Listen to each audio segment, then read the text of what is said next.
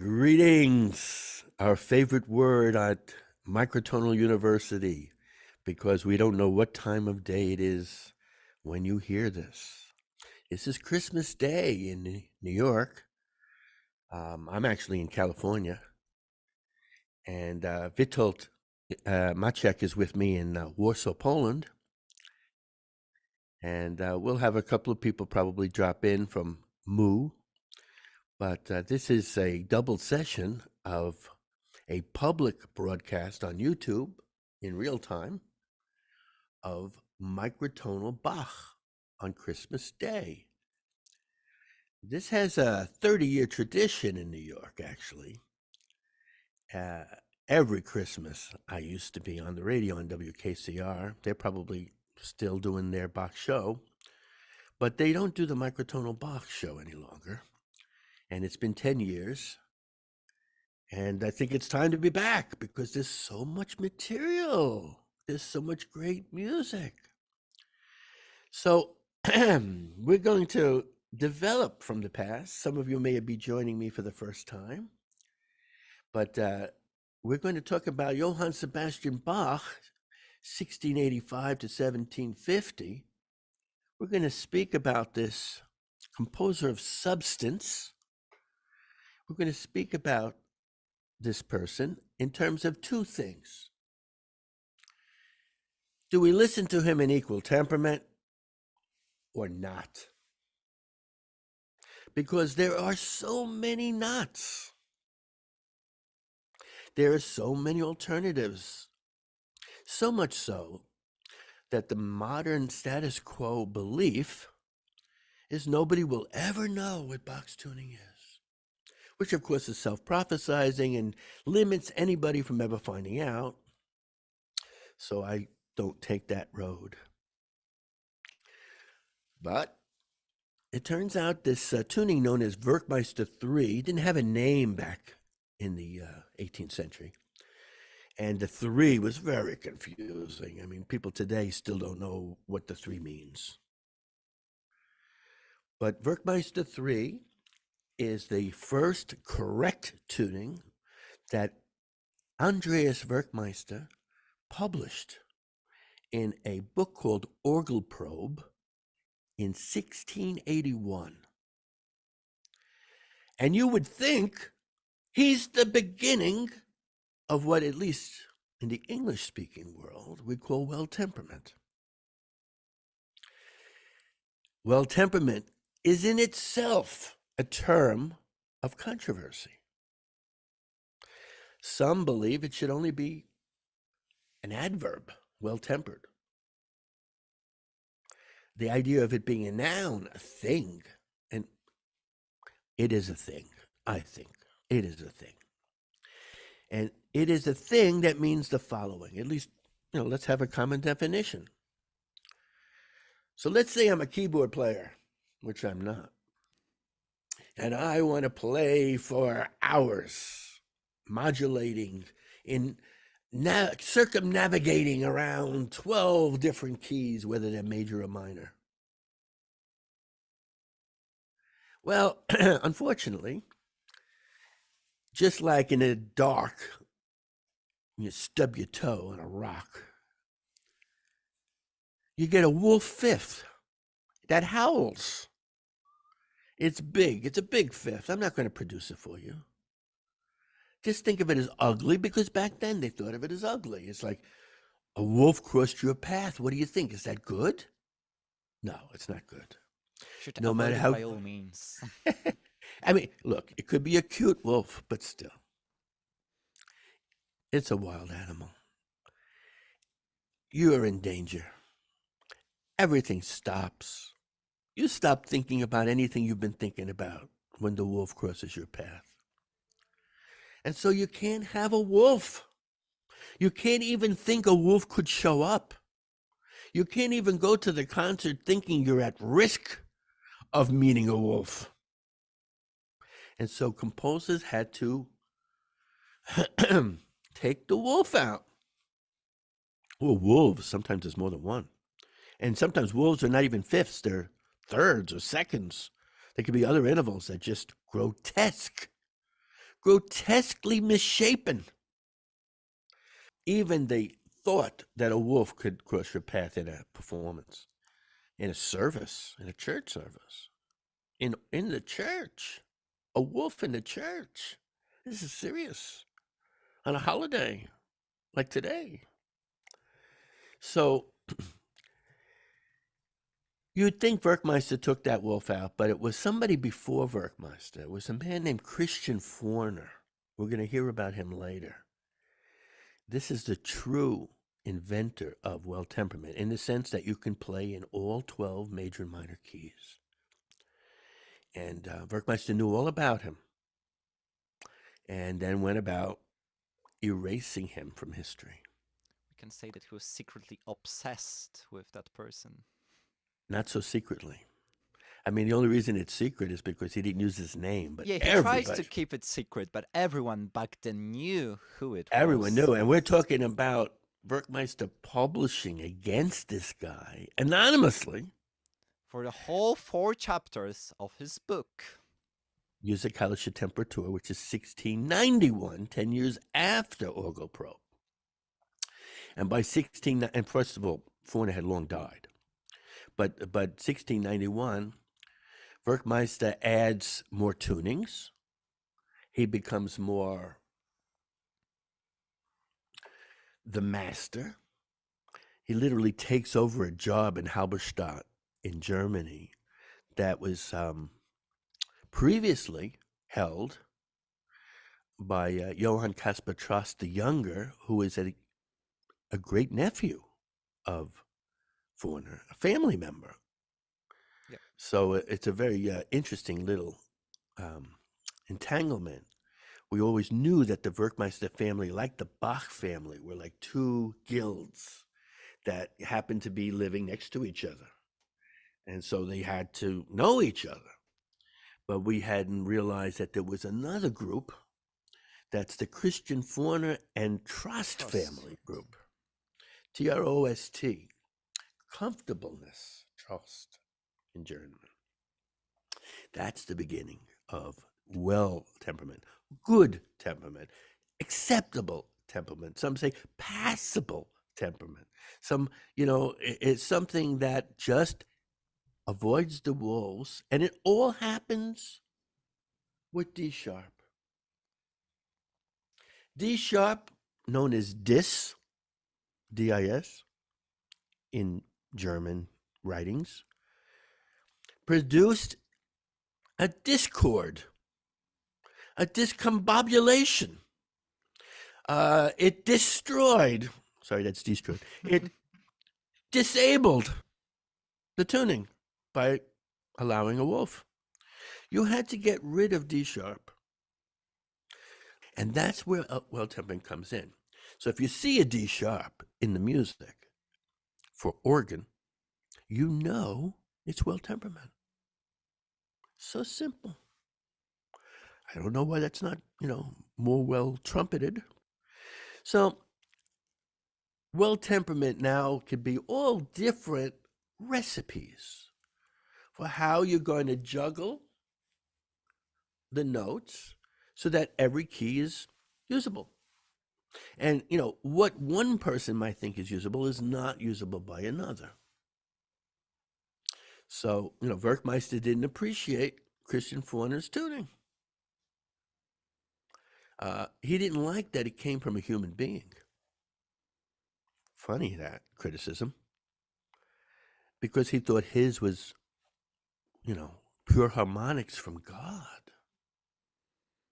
And later on, he went to describe the way of how Forner tuning works as the pantheon of gods, because you have so many intervals and it doesn't really work. Right. We bring in the ancient Greek world.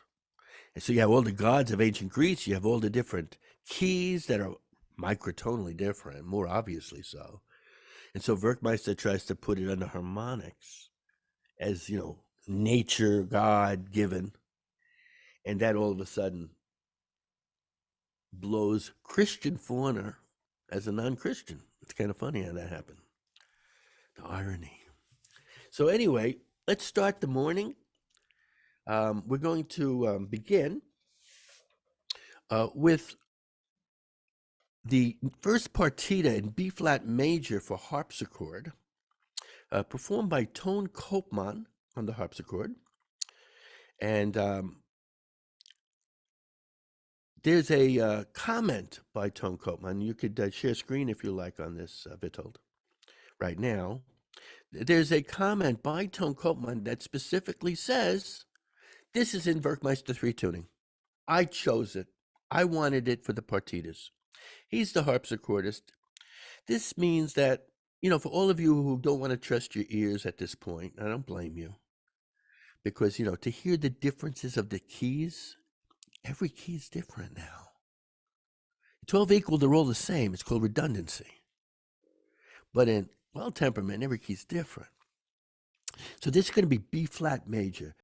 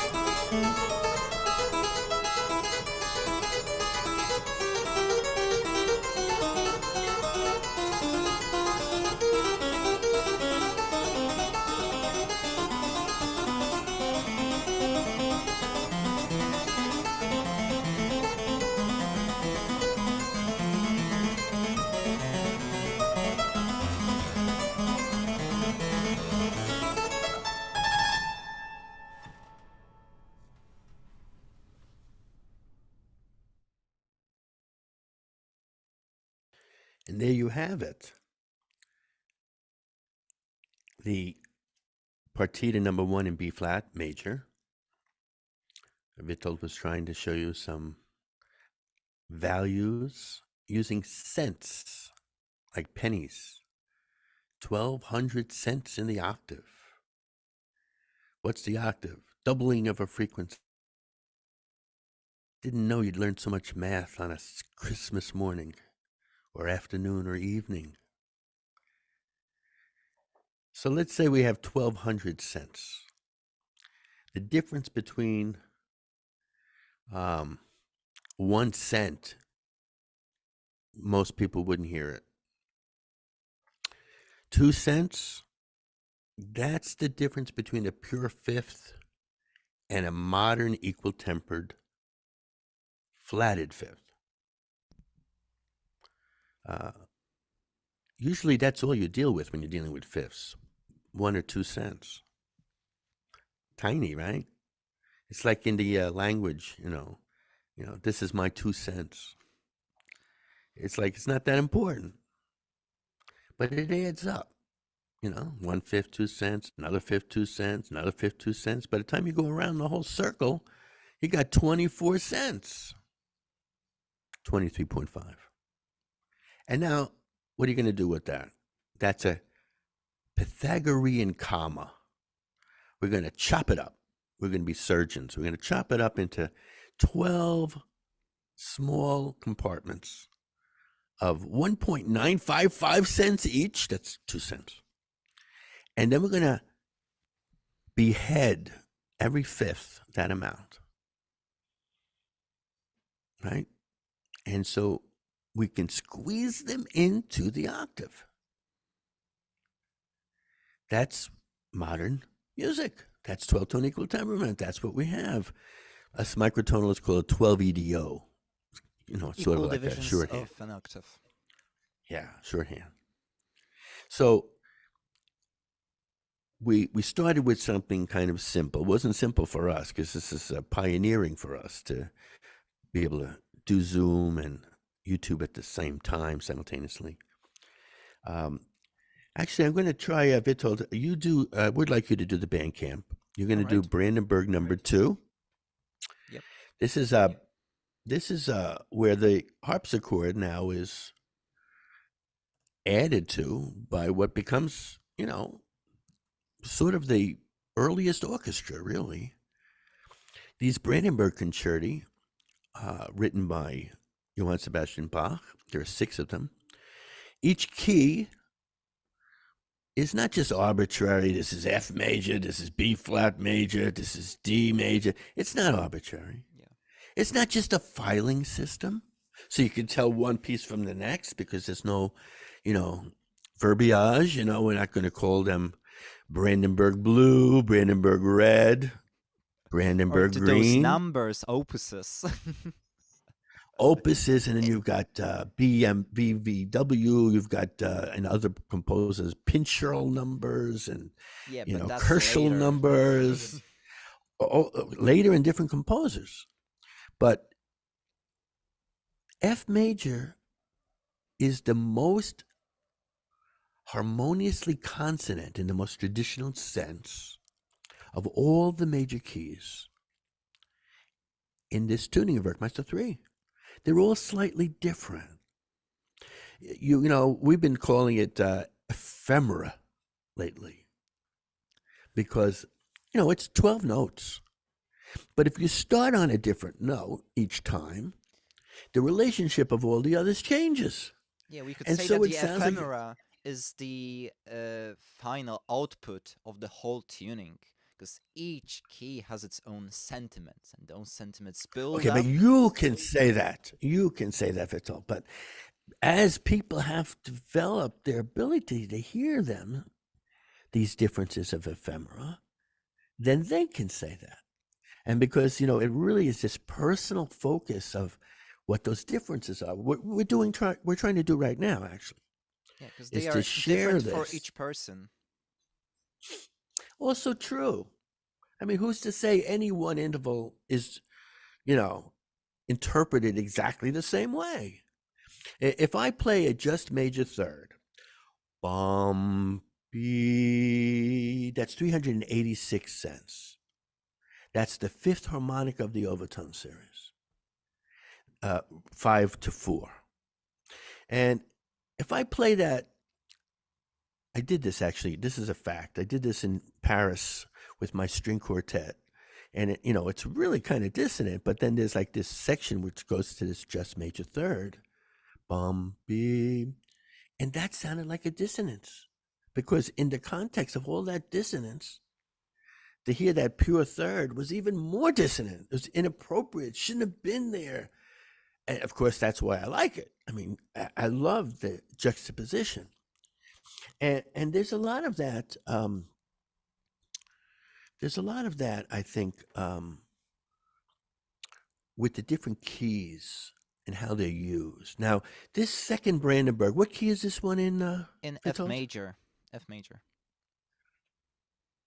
So F major, that would be the purest of the keys. Of the major ones. Yeah. And so let's go to it now, without throwing the numbers up this time. Let's just relax with it, and I'll see you all at the other end. Go ahead, Witold.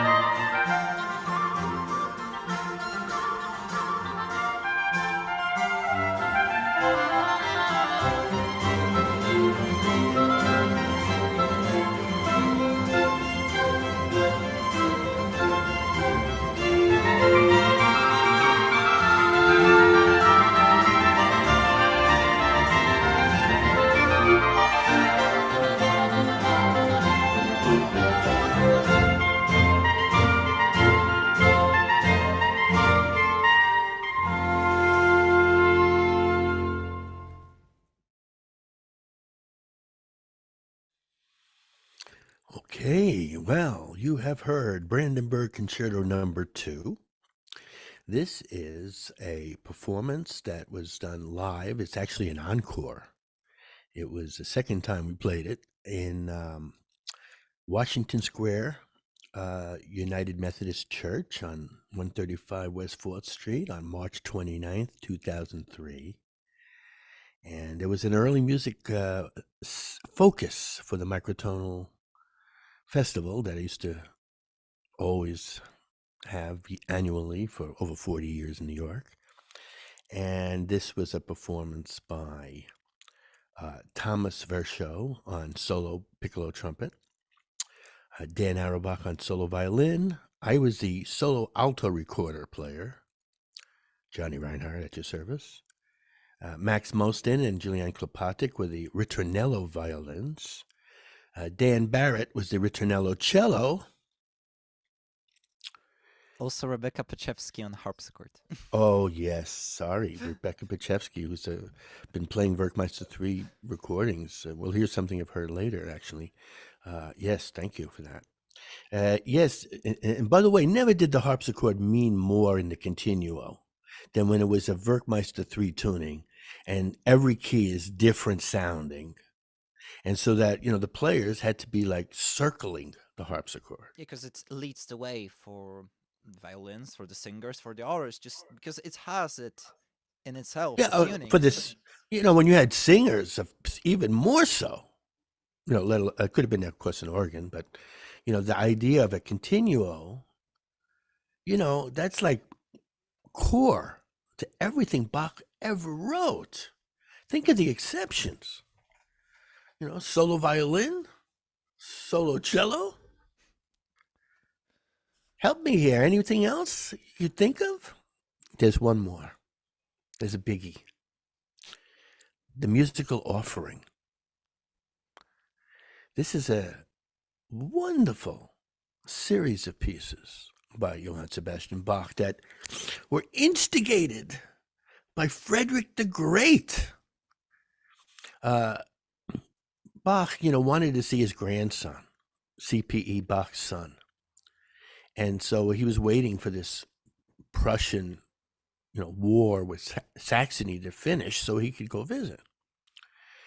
So the story goes, he finally gets into the castle in Charlottenburg, I think it is, and basically says, nothing. He wants to be undercover. He doesn't want anybody to know who he is. He wants to see his grandson. But wait, Frederick the Great happens to be a flute player. He happens to be a composer. He happens to be in a court of musicians that he put together, including Bach's son, Carl Philipp Emanuel. He wanted to put together a sixth comma ensemble. Sixth comma mean tone is the tuning. Not even sixth comma mean tone extended.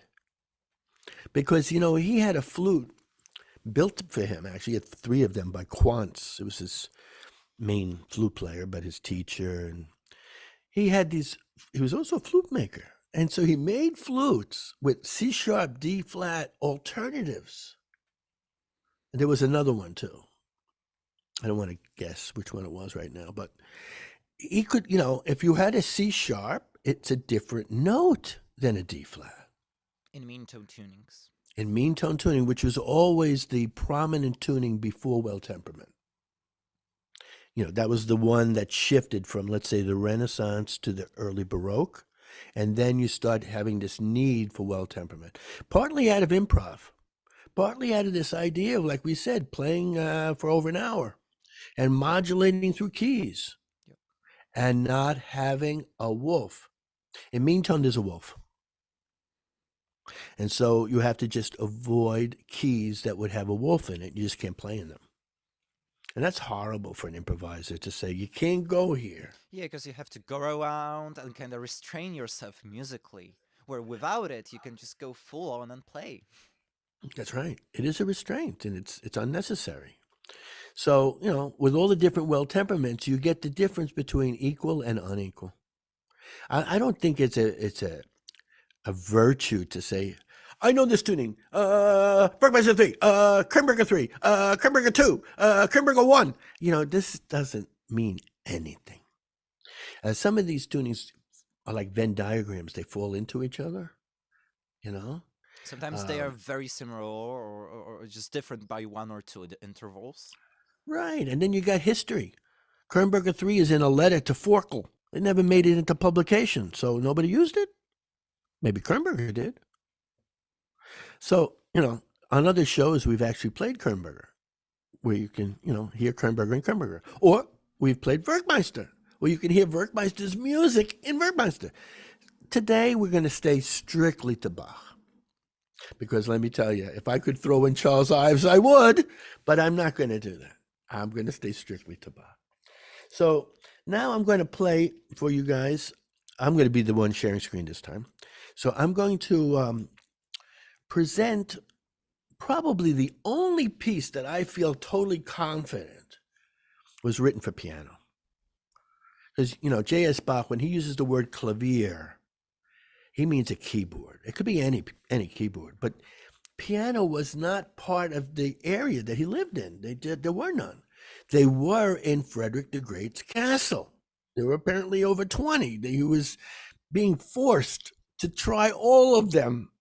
And then, if that's not enough, Frederick the Great wants the old Whig, as I think some people called him, to basically improvise in 6 parts a complex tune on the spot. Because after all, he's Bach, right? Anybody can do it. It's him, right? But Bach is clever. Because why does Bach have to be clever? This is an important point. Bach has to be clever because Frederick the Great is in a different tuning system than he is. So he doesn't work in extended Pythagorean. That's Telemann. Mean tone. Sorry, extended mean tone. That's Telemann. Extended, let's be more specific, extended 6 comma mean tone. Because, you know, that extra comma at the end, you know, you don't chop it up into 12, you chop it up into 6. And it's not even the same comma. It's a different comma. It's a syntonic comma, which is 22 cents instead of 23.5. And it comes from stacking up pure major thirds. Yes, it comes from a different arrangement. So that's what Telemann did. Now, Telemann's a nice guy. Telemann was the godfather of Carl Philipp Emanuel. Telemann got him free to join him in Hamburg, to stop being, you know, just the accompanist to Frederick the Great. He was just accompanist. Even though he was a composer of his own right, it wasn't until he was, thanks to Telemann. But as far as Telemann, he's into 55 equal divisions of the octave. How many people know that he published a little book that shows extended mean tone, thank you, 6 comma.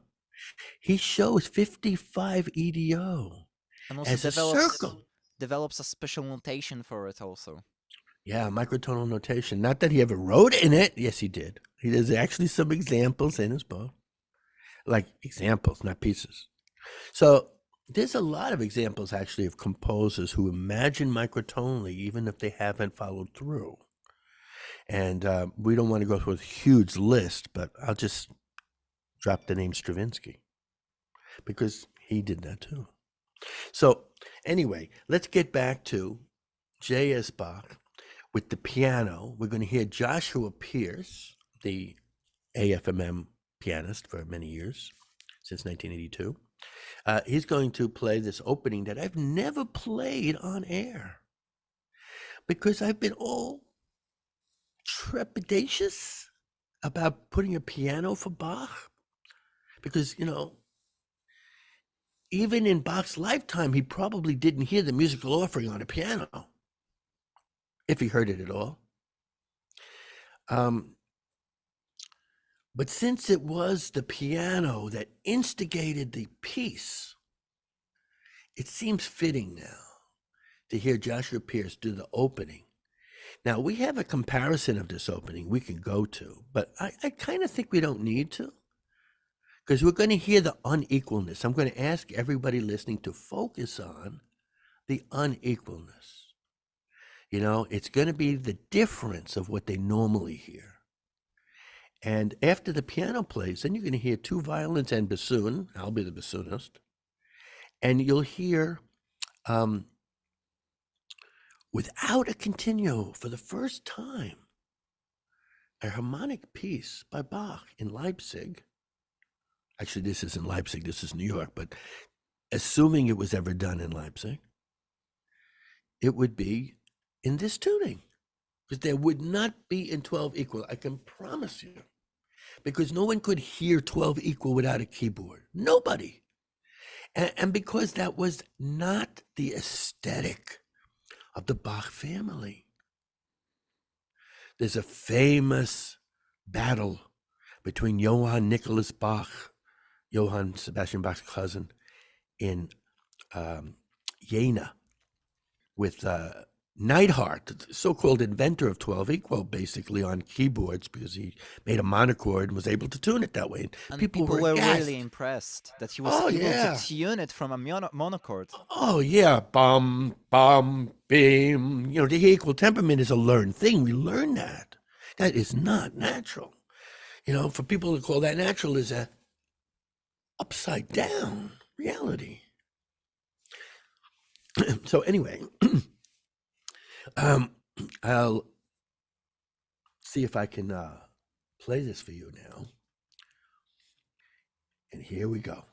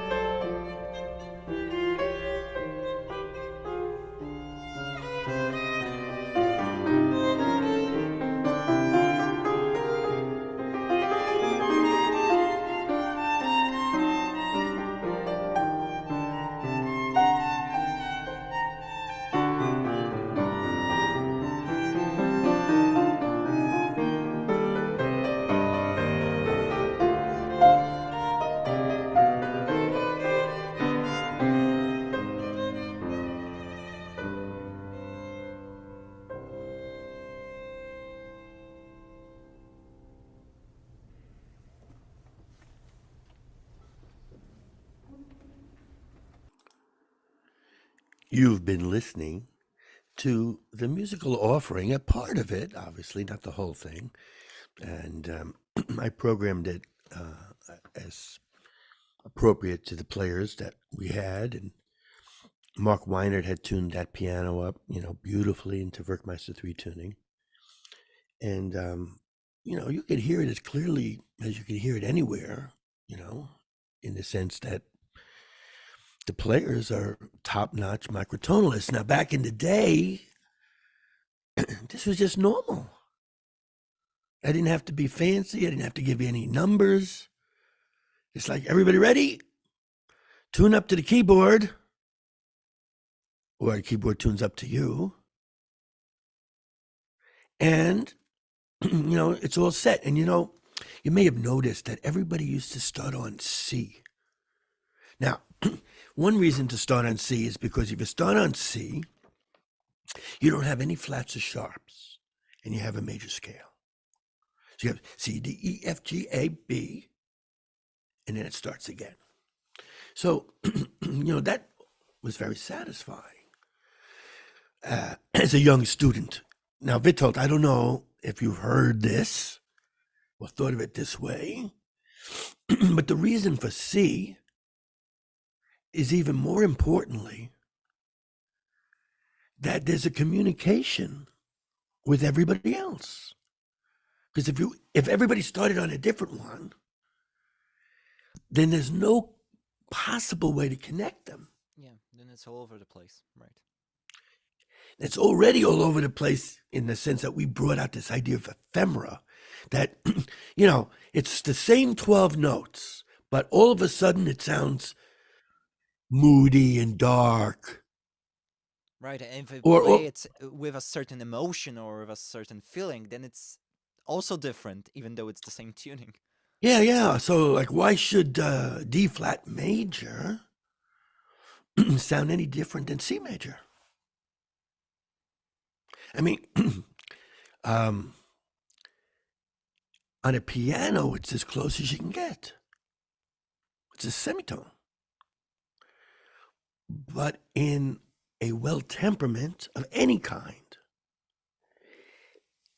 it's as diametrically different as it can be. It's like an extreme.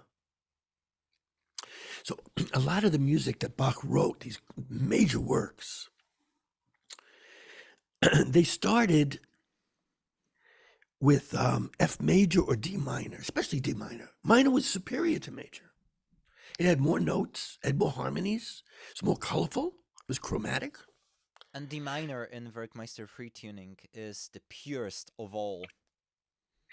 The purest. And I'm going to upset a couple of purists out there, and purists in the sense that this is what they inherited, that there's no real difference between natural minor, harmonic minor, melodic minor. It's minor. It's a theorist or, somebody in an ivory tower who's going to basically say they're different.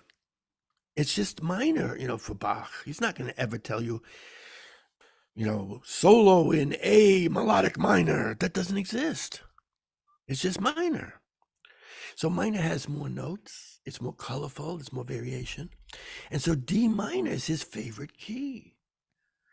I used to remember all the pieces in D minor, and, there's so many, and I can't do that right now. It's been a while. But, when you start in D minor, you have a place to go. You can feel the terrain as you modulate. It may not even mean modulation. Bach may have thought of it less as modulation as, 5 of 5 of 5 of 5. Like different relationships that are harmonic to the original key, where you don't have to think of it as modulating. Because you're just propelling forward or moving on the circle. Well, that's how you get a circle. There is no circle without well temperament. Well temperament, there's a circle of 53 notes, 55 notes, but for 12, there's only well temperament. Yeah. And I'd like to go now. I'm going to try to have you show this one now. This is going to be a big surprise for all of us in 2022. This is probably one of the great things in my life in 2022 that I'm sharing with the world. I'm not kidding. This is not hyperbole. This is real. There is an organ, a church organ, in the little city of Waltershausen in Thuringia in Germany. This organ was reset, kind of built and retuned and improved in 1998. And this fellow named Hans-André Stamm became an international icon because he made 2 big albums of Bach organ works, major works on this organ. And it's not just that he's a wonderful, performer, organist, but this organ, if you just use integers, I know it's sounding mathy again. I just bring up a word like integers, right? It means no fractions. It's actually a friendly word. If I just bring up integers, there's up to 108 different intervals on this organ. But when you have 108 possible intervals, see, I don't want to even say it's 108 because once you get decimals, right? Let's say to the 4 parts after the decimal point, it may be less than 108. It could be like 95 because the, fractions difference are not real differences if you don't have the fractions. So up to 108 in integers is the safe way to put it. But let me get it. Let's get brass tacks here. There are 12 different semitones. Right. Now, there's a difference, a variant for everything. There's even some equal temperament in there. There's And some even just even the pure intervals. yeah. And this tuning, which we are naming, it didn't have a name. It's anonymous in history. But it was created by Johann, what's his name now? Tobias Heinrich Gottfried Trost. That's a big name. Can you say it slower for everybody? Tobias Heinrich Gottfried. Tobias, we would say in English. Okay, Heinrich. Yeah, Gottfried Trost. Right. They don't even get his name right most of the time. They skip the first name. Yeah, they skip Tobias or... This guy got no respect. This organ that he built, he didn't just make the tuning, he built the organ in Waltershausen. And didn't get paid for it. That's the punchline. He didn't even get paid. So I'm so very pleased to have researched this with you, Witold. We did it together. Yep. And we figured out from a treatise by Johann Caspar Trost the younger, the Christian Forner grandnephew, we figured out that this guy was part of the family of Christian Forner. Yeah. And another Trost, probably the last of the Trost organ builders. Yes. And they had such a sweetness of sound that came from Christian Forner, of a kind of a just intonation relationship of the pipes, the actual pipes that they built. The tuning is not just, a simple tuning. It's the building of the pipes. Yeah, the tuning is the cherry on the cake. The whole cake is the pipes. They bring the beautiful sound. And it's not only audible in the instruments by the Trost family, also by the students of Christian Forner, for example, the Bernard Smith, famous English organ builder. Right. So many organists owe their knowledge to Forner. And Forner's writings are lost to history because friends of Andreas Werkmeister collected them, brought them to Andreas Werkmeister's door, and Werkmeister admits to getting rid of them. Remember the 4 last chapters we mentioned? Yeah, that's where he tells the story. Yeah. I mean, you don't need to do that in 4 chapters. You can do that in 1. and let alone the final four. He was, you know, clearly obsessed by this guy who doesn't mention by name. So the modern world doesn't know it's Christian Fauna except we tell them in our book, which you can find on academia.edu at no cost on the internet. It's free. We don't want any money for it. We want to do some recovery history. We want to let you know what was going on before Werkmeister. Better to understand Werkmeister, better to understand Bach. And before we turn to Stamm, who's going to play for us first the wonderful Toccata and Fugue in D minor, which has always been a favorite. I can't believe people tried to pretend someone else wrote it. Yeah. You know, I don't know if you heard this scandal, Yeah, but I there was heard this. Yeah. you heard this scandal? Yes. Ridiculous. Nobody else can write like this. And then, you know, to have